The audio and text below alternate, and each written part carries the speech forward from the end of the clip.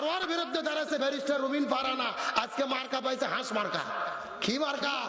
হাঁস মার্কা পাইয়া রুমিন ফারহানা খুবই আনন্দিত, খুবই উজ্জ্বল, জিতে গেছি। বলতেছে আমি ছোটবেলায় হাঁস পালন করতাম, একবার চোর এসে চুরি করছিল, আমি মামলা করেছিলাম, জেলে তুলেছিলাম। এইবার আমাকে যারা ভোট দেবে, কোন বাপের বেটা ভোট চুরি করতে আসবে আমি তাকে দেখে নেব। মানে বাপের বেটি ভাগিনী কন্যা। 3 দিন আগে ম্যাজিস্ট্রেটের একবারে বুড়ো আঙুল দেখাচ্ছে, বুড়ো আঙুল এমন একটা শার্ট মারছে, ওখানে স্তব্ধ হয়ে গেছে ম্যাজিস্ট্রেট, যে এটা ছেলে না মেয়ে বোঝার কোনো বুদ্ধি নেই। কথা কর না কে? তবে আমরা রুমিন ফারহানার জন্য আমার একটা আফসোস হয় কি জানেন?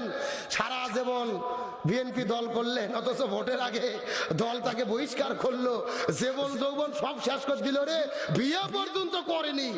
আর আজকে তাকে দল থেকে বাইর করে দেওয়া হলো। আর কচুর গাছের সাথে গলার দড়িতে মরা দরকার। কথা কর না কে? গত 16 বছর আমরা দেখেছি সংসদ ভবনে এক রুমিন ফারহানা পুরো আওয়ামী লীগকে কুপঘাত করেছে সংসদ ভবনের ভেতরে। তিনি বক্তব্য দিয়ে কাঁপে তুলতেন। আজকে তাকে অপমান। আমরা জানি না কি হবে, তবে বলতে চাই যেভাবে রুমিন ফারহানা খেলা দেখান শুরু করেছে, ওই জুনায়েদ আল হাবিবকে হাতের মূলে ধরে ছেড়ে দেবে। কতক্ষণ ঠিক কিনা? তাহলে এখন চিৎকার করে বলতে হবে সাহাবী হানজালার কি গোসল বাকি। আর একটু জোরে বলেন।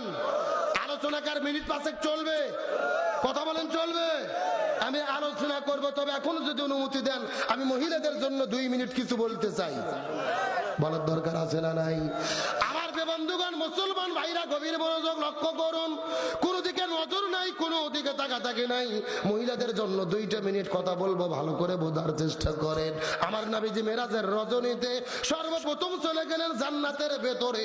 ওই জান্নাতটা পরিভ্রমণ করার পরে আস্তে করে যখন জান্নাতের মধ্যে চলে গেল, ওই জান্নাতের মধ্যে যাওয়ার পরে লক্ষ্য করে দেখে ওই জান্নাতের ভেতরে হাজার হাজার মহিলাদেরকে আগুন দিয়ে দাউ দাউ দাউ দাউ দাউ দাউ করে জ্বালানো হচ্ছে।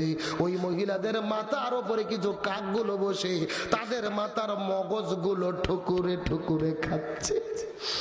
এই দৃশ্য দেখার পরে নবীজির মনটা বড় খারাপ হয়ে গেলেন। জিবরাইলকে জিজ্ঞেস করে বলেন, হে ভাই জিবরাইল, এই মহিলাগুলো কারা তুমি বলো তো। এমন সময় জিবরাইল ডাক দিয়ে বলে, ইয়া রাসূলুল্লাহ, মনের মধ্যে কষ্ট নেবেন না। এইমাত্র আল্লাহ তাআলা জানাই দিল আপনার উম্মতের ভেতরে অধিকাংশ মহিলারা জাহান্নামে যাবে। অধিকাংশ মহিলাগুলো যাবে কোথায়? এই কথা শোনার পরে নবীজির মনটা বড় খারাপ হয়ে গেলেন। জিবরাইলকে জিজ্ঞেস করলেন, হে ভাই জিবরাইল, অধিকাংশ মহিলা কেন জাহান্নামের মধ্যে যাবে বলো তো দেখি। জিবরাইল ডাকতে বলে, ইয়া রাসূলুল্লাহ, অধিকাংশ মহিলারা জাহান্নামের মধ্যে যাবে। এর পেছনে অনেকগুলো কারণ রয়েছে, তার ভেতরে প্রধানত কারণ হলো 2টা। জোরে বলেন কয়টা? সাউন্ড নাই। আচ্ছা, আপনাদের কি কষ্ট হচ্ছে?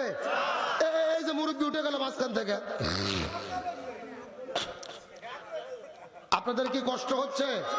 এই যে আমি বসে আছি মাঝখান থেকে সোজা, ডান দিকে এক ভাগ, বাম দিকে আর এক ভাগ।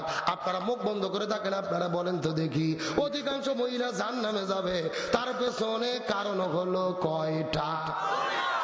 আরো জোরে। আপনারা মুখ বন্ধ করেন, আপনার